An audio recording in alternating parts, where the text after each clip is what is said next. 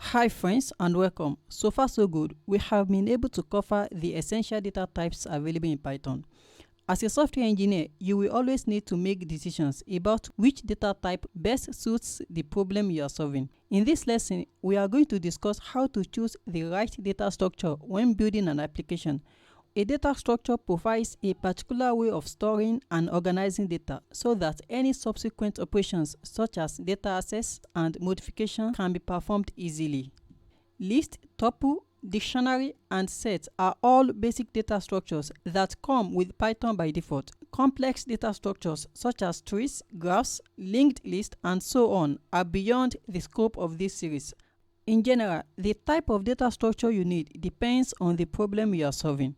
If what you need to achieve involves maintaining unique items within a dataset and the order of items does not matter, then a set is the right choice.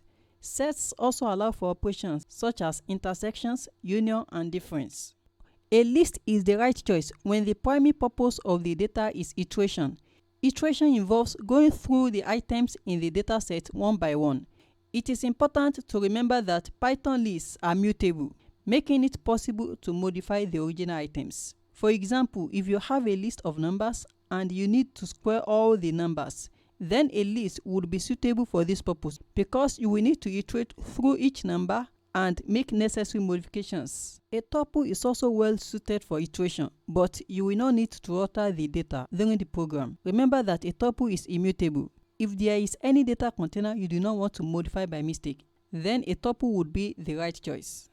You should use a dictionary if the primary purpose of the data structure is looking up values. Given a particular key, we can look up the associated value in a dictionary very quickly. Looking for an item in a list, tuple, or set can be challenging because we need to iterate through each item and check if it is the one we are looking for. This approach is not efficient. That is why Python dictionaries are suitable for effective lookups. That's all for now. Thanks for watching and see you in the next video.